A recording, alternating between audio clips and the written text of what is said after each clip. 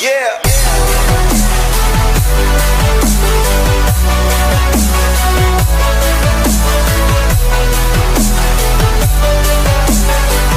Hey guys, welcome back to CD's Repairs and Automotive. Today we're going to be replacing, at the title of this video, we're going to be replacing the massive airflow sensor on a 1994 Ford Ranger 4.0 V6 5-speed 4-wheel drive.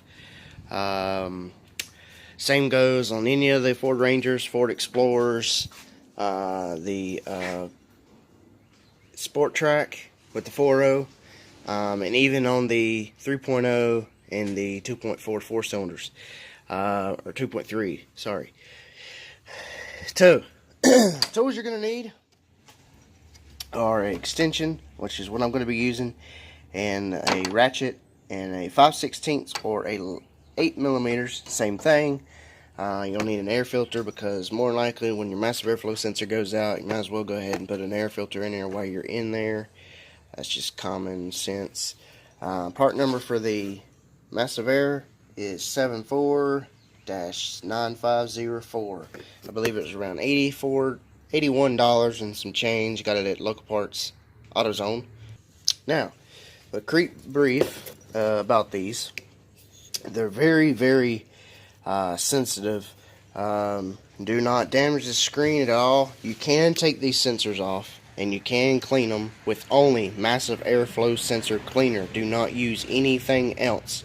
There's tiny, tiny little fins, as you can see the screen in there. And then on some massive airflow sensors,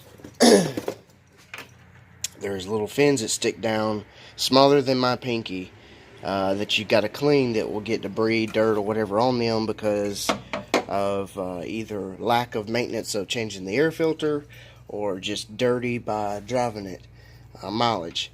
But like I said, before you go out and you spend $81 on another massive airflow sensor, I would suggest cleaning it first. If that don't fix it, then you can go ahead and put another one on it. So, go ahead and show you everything you're going to need to do. Alright, so there is one 5/16 right here. There is, you got to take the oil breather hose off that goes to the oil, and unplug the massive airflow right here. Pull it down. Pull it down. One of the tabs is already broke, but you basically pull this tab down and then pull it out. Just be very careful with that. And if it has a rubber grommet in here, which it does, I can pull it out. You need to transfer this to your new massive airflow sensor because it doesn't come with it.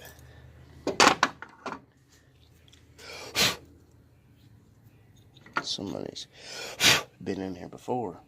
Alright, just like so. So that's pretty much it. Set that aside.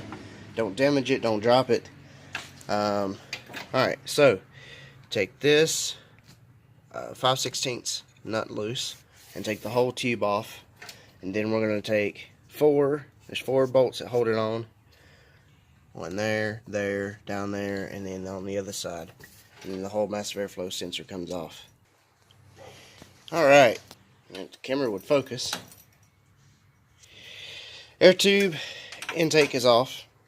And I can see already there's some oil inside there. That's not good. Probably what's happened here on a lot of these, and these are bad for head gaskets as well, is oil will come through this tube, which it already has, and I've already cleaned it. And it come through this tube, filled the whole intake full of muddy, nasty, watery, mixy oil, and then it black splashed in here and got on the screen and messed up the whole sensor. But I went ahead and cleaned it. Should be good now.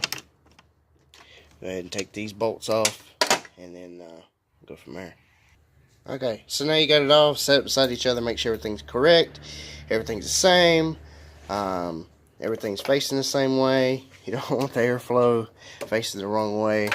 You can tell here by the screens what a difference. How clean this one is and how nasty this one is. It's got some dirt on there, and that will clog it up. So if you've got any leaves in the air box, or you got a nasty air filter, you need to keep changing it. Keep your air filter clean is basically the best thing I can tell you. And if you see, actually right there's what I was talking about earlier. If the camera would focus, which it won't, but there's tiny little fins in here, about the size of a needle, and there's 2 of them. And basically what it does is it measures the airflow from the box all the way to the throttle body, so it can register how much fuel and air for the engine to run right. If you got any leaks after the massive airflow sensor, it will cause your vehicle to run like poo. It could die on you, cut out, spit and sputter when you're coming up a hill it don't want to go, that type of thing. Like I said, you can clean them and put them back on and hope that fixes it and put it back on, and most of the time sometimes it fixes it, and then there's sometimes it don't. So we'll go ahead and slap this bad boy back on. I went ahead and changed the filter already. The filter's in there, it's brand new.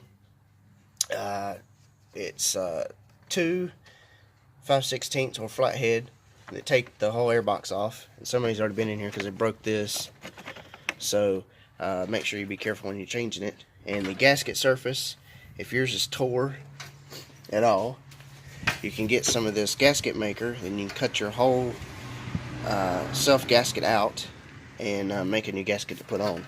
But there's nothing wrong with that one, so I'm just going to keep it on there. But if the vehicle has issues, then I will take that back off and fix that. Here's the nasty air filter that was in it. I believe it gotten wet because, for one, it's stiff as a brick and it's spongy, sorta. It's got all kinds of mud and debris in there, and because this vehicle's 4-wheel drive, I believe that they went mudding with it, and because of that fact, it probably sucked up mud and water and got in there and then destroyed the whole massive airflow sensor. And that could have been why it had water in the airbox system going to the throttle body. So I'm going to go ahead and clean the throttle body while I'm in here. You can take some carburetor cleaner or something like that and get in here and clean this, and then we'll go ahead and put everything back together. Alright, throttle body's clean, massive airflow sensor's on. Go ahead and click that bad boy back in there. Make sure it clicks, locks in, ain't going nowhere. You don't have to over tighten these bolts, the 4 8mm bolts that hold that on. Just snug them up and that should be good enough. You don't have to really over tighten them. It's plastic, you don't want to snap that off. Alright, next thing you want to do is unplug the battery now that you've changed your massive airflow sensor or even cleaned it. Anything you want to do like that, or anything that you do anything like that, you need to unplug the battery and then plug it back up. That way the vehicle can fully reset and go through a whole drive cycle again. You'll have to drive it at least 50 miles or more. Make sure there's no engine lights come back on, to make sure there's no issues, so the computer can fully run every monitor on the vehicle, and then once that's done, then you should be good. Alright, so that's pretty much how you change your massive airflow sensor on your vehicle. No, I have not fired it up yet. I'm going to plug up the battery, fire it up, and check everything. It should be good. But that's pretty much how you change your massive airflow sensor on your vehicle. It's pretty much the same thing on every other vehicle, just maybe a little bit different how you take it apart and put another one in.